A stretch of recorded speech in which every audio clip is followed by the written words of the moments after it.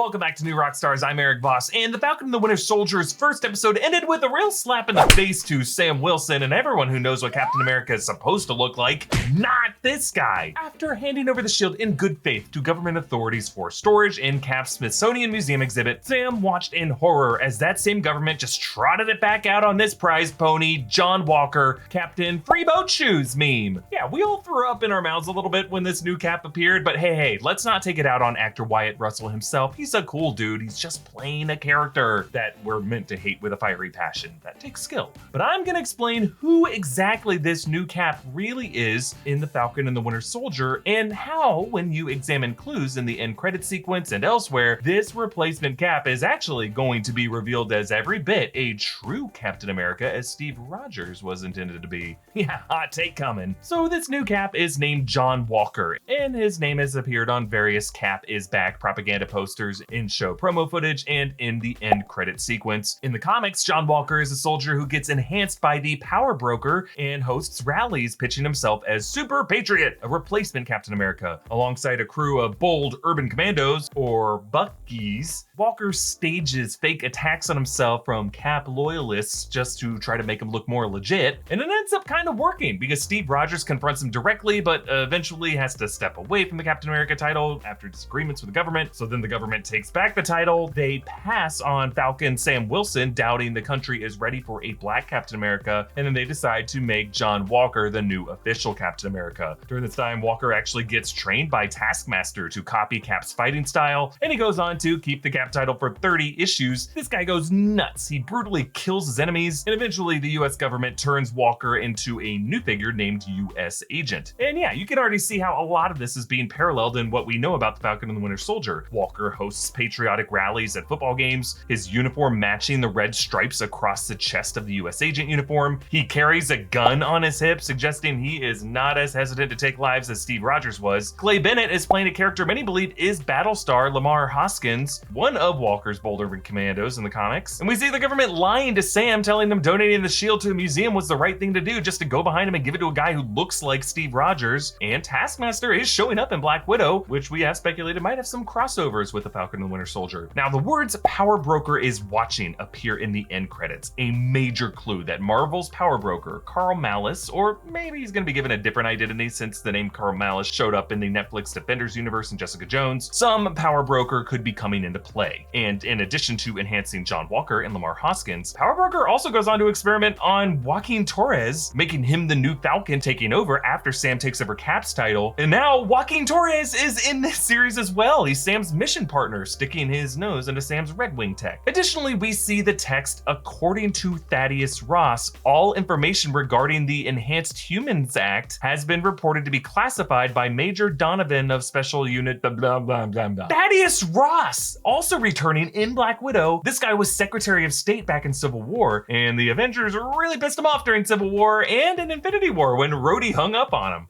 Arrest them. All over it.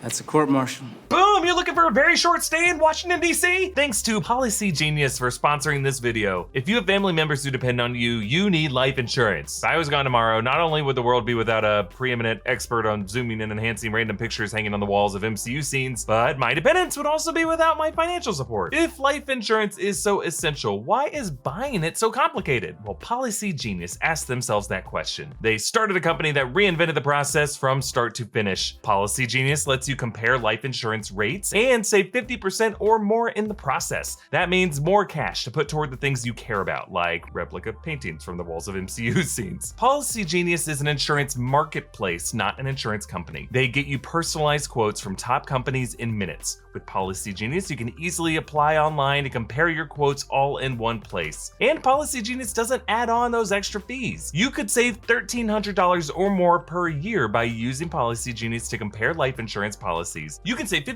20% or more on life insurance by comparing quotes with Policy Genius. Just visit policygenius.com/newrockstars to shop the market and start saving today. That's policygenius.com/newrockstars. So Thaddeus Ross is still a big player in the MCU, present at Tony Stark's funeral, and I have speculated he could even be a natural candidate to ascend into the presidency after Secretary of State, which could have made him behind Bucky's conditional pardon, maybe even a pardon for Sam Wilson as a fellow violator of the Sokovia Accords, which might include a requirement to go on these dangerous missions where Air Force ops guys could be trying to sabotage his tech. Either way, we know Ross was experimenting with human enhancement during the events of Incredible Hulk, when he was attempting to reboot Cap's super soldier program. That's what led to Hulk, and led to Blonsky, who became Abomination. The fact that this was legislation in the MCU tells us there have been other enhanced human test subjects in this world, and we might have seen one of those test subjects in this other slide from the end credits. Research log for Subject 02656 in the face of actor Carl Lumbly. We believe Lumbly is playing Isaiah Bradley, the Black Captain America, an African-American soldier enhanced with super soldier serum whose history ended up being overshadowed and more or less erased by the government. Show creator Malcolm Spellman promised this series would address race in Sam's struggle with the legacy of Captain America, and Sam being passed over for John Walker as a successor for the Shield is an all too common thing that Isaiah Bradley would definitely be able to help Sam understand the cruel historical context of. Now, with Zemo returning, the Falcon and the Winter Soldier is presenting itself as the kind of next chapter of the Captain America series after Civil War, and that film hinged on Bucky's pivotal reveal.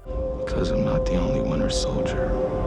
And I think this show will make a similar reveal that there was more than one Captain America. In the way Steve Rogers was a Boy Scout poster boy propaganda tool whose legacy overshadowed other heroes, so too is this new Captain America, John Walker, whom end credits graffiti even calls out as a manufactured hero. But what made Steve Rogers great is the way he resisted that whole song and dance, charging into harm's way not for glory, but to save his friend, and a whole bunch of other POWs. I analyzed in my Infinity Saga breakdown series that Cap didn't truly mature until the second movie, in which he begins to embody the steadfast courage of the Winter Soldier, not the Bucky Winter Soldier, but lowercase w and s, as it was coined by Thomas Paine in 1776. The soldier who fights on even when everyone else has abandoned him. And this leads ultimately to Steve rejecting that flag in Civil War. When he walks out on that airport tarmac, he has torn off his shoulder patch. So, looking ahead into this show, the fear is a Captain America who loves the spotlight, and that is who this guy is, John Walker. And Sam will have to learn that to protect Cap's legacy, he will have to fight those government forces who could never see past the colors of that shield. Hey, to support this channel, check out our great merch options, including our new latest obsession number 3, Anarchy Assembled. It's inspired by this awesome imagery we've been talking about. You can get it at newrockstarsmerch.com. Follow me on Instagram and Twitter at EA Voss. Follow New Rockstars. Subscribe to New Rockstars for breakdowns of everything Marvel. Thank you for watching. Boom.